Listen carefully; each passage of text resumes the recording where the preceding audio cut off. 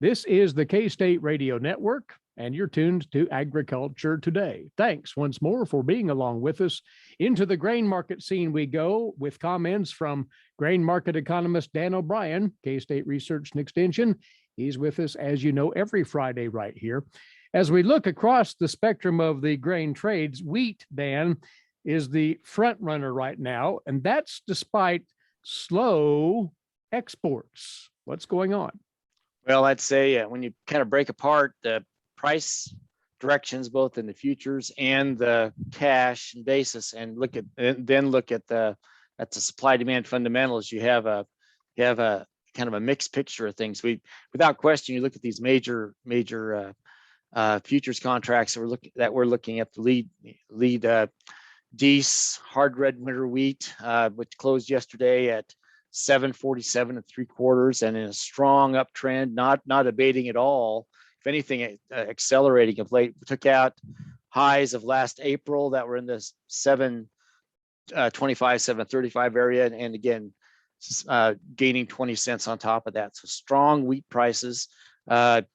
On the future side, to go with that, you see cash prices in Kansas for wheat, for any unsold cash wheat that might be out there yet. And I guess it's only October after harvest. There probably is a fair amount that could still be lured into the market by buyers. But running from Colby at 760 to Salina at 784, Topeka 784, Hutchinson 784. That's the top end price that I could see in the areas. A lot of those are at terminals. And then seeing also Garden City at 770, Columbus 739, the Columbus area down that southeast corner. You see really very strong basis bids for all those areas except for the southeast corner. That 784 is a 6 under bid, and you're just knocking on the door of 8, and people wondering where it might go from there. I would say when you glance at where new crop bids are at, they're also tremendous historically. The highest of them is Topeka at 754 new crop bid. That's a 25 under basis. But then you have bids at Hutchinson at 745, 34 under, 740 in Salina. And again, these are export and milling oriented locations. You do see it in Colby 739, Garden City, Colby and Garden City both 739, both 40 under, as well as is Columbus at 739. So you've got that shaping up. Concern I have is that again, we've got tightness in the world, anticipation of how any price weakness in the U.S., given what's happening in the broader scale, will be met with pretty aggressive buying. So I understand all of that, but yet our actual pace of shipments isn't that strong.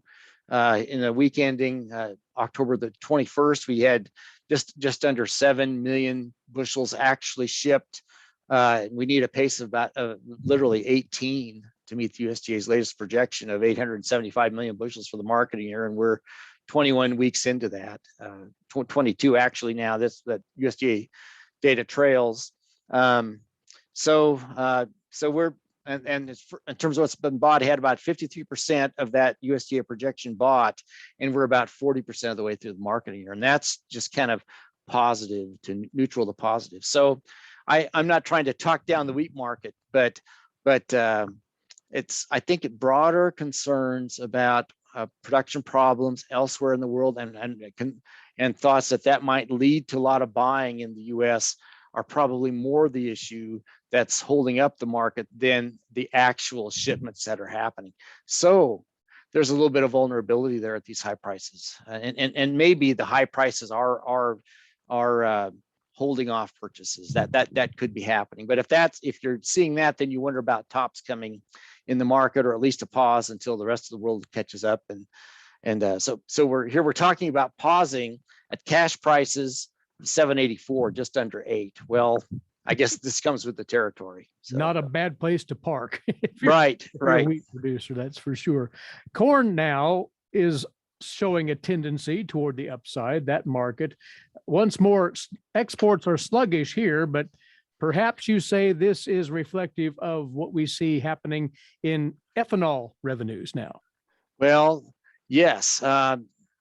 so far of the several, I guess, legs of the stool of demand that hold up the corn market, the ethanol side is doing really positively. By our calculations, looking at Iowa State models and numbers for that part of the world, where part of the U.S. where most of the ethanol plants are, and that in Iowa in particular, but also Illinois, whatever, we calculated about a 47-cent per gallon profit in the last month, and that's not with cheap corn prices, but at all. The inputs are strong, just as we've been talking about for corn. And in fact, they averaged through October so far have averaged just about $5 and $5.21. So that being down a little bit. So that is as is. But what's really been strong is ethanol prices.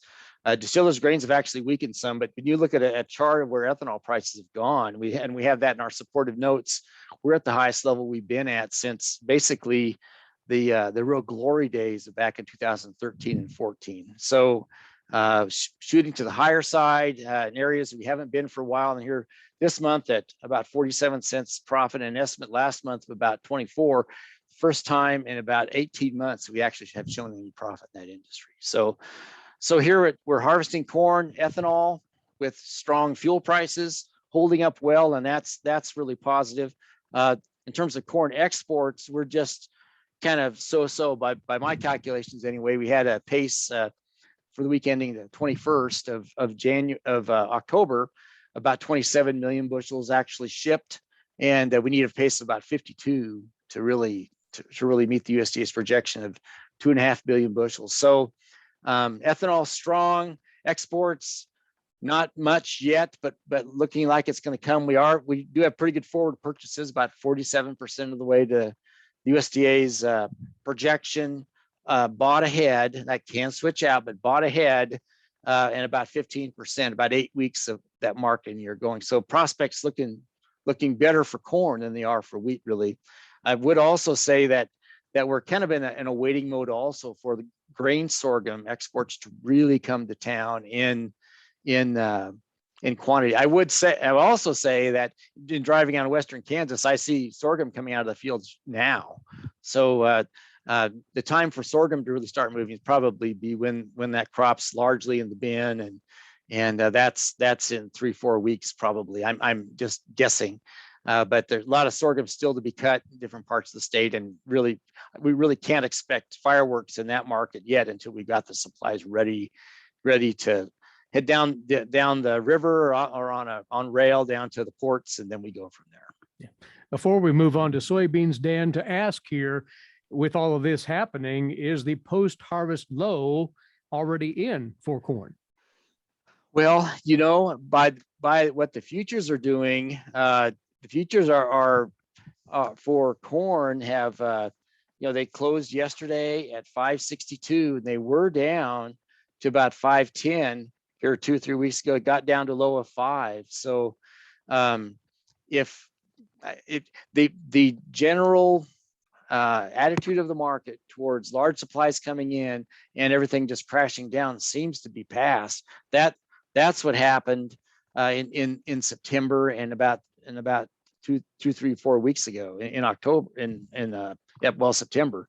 So I guess we're, as some would say, we're quote riding the wave, Eric, in that if there's another low coming, you'll have to have a real reversal of the train of thought in these markets to have it happen. But of late, trend moving higher, and I do read on the commentaries that there's a general thought that the USDA's projection of usage is too low.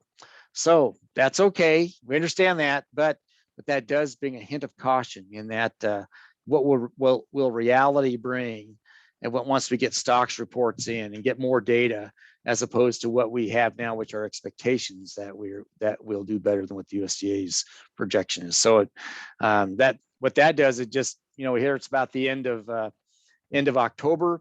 We'll have that November report coming in here in not too distant future, and I think that the date of that report is coming on November look at on the report November the 9th. So stay tuned. I guess we'll have more information on what the market sentiments right now for corn are in terms of actual usage coming in better than what the USDA says. They have a little better picture of that once we get to that November report, and it's just a time of more potential volatility in the market, either higher or lower. Now to beans, and interestingly, soybean exports are good, as the converse of what we see in corn and wheat, but there's just not much traction as far as prices, Dan. I think the general issue has to do with the expectation of well, on the one hand, the expectation we're going to plant a lot of acres of soybeans next year, so people don't have to be quite as far bought ahead to try to protect themselves from that.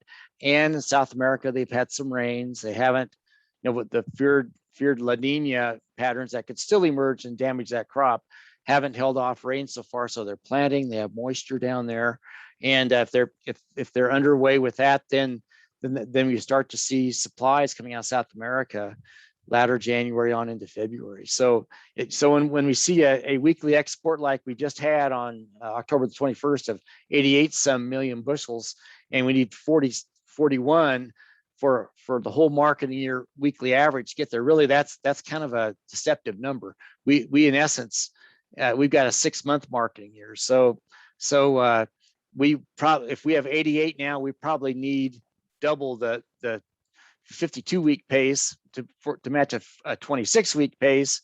So we need about 80 million. So it's still positive, but it's got to be gangbusters, and there's got to be problems in South America for that market to really take off. And there's been some major buyers, China in particular, has been really hesitant to get much involved. We're not talking about it much today, Eric, but you keep reading about economic issues in China, fuel challenges, too much rain, reemergence of COVID-19 starting to mess up their supply chains. And so I guess I'm not trying to beat the drum on this or that issue happening, but if their economy is struggling, and probably if it is struggling, it'll be more than we're told, given the way that the Chinese government handles information. They're very secretive about it.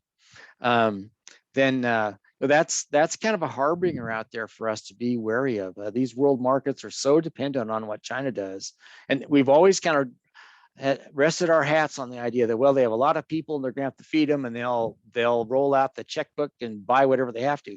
Still think that's true, but if they're struggling with their finances, then their financial sector that's been occurring, real estate issues, all problematic. Then it takes away some of the outstanding optimism about where world grain markets could go if China struggles and feels it has to economize some in what it's buying. Very well. And again, producers, glance at Dan's notes on the markets put together for this week at agmanager.info. Good insight as always, Dan. Thanks. And we'll talk again next Friday. Great. Eric, take care. You as well. Dan O'Brien, grain market economist, K-State Research and Extension, with us here on Agriculture Today. That'll work. Let me say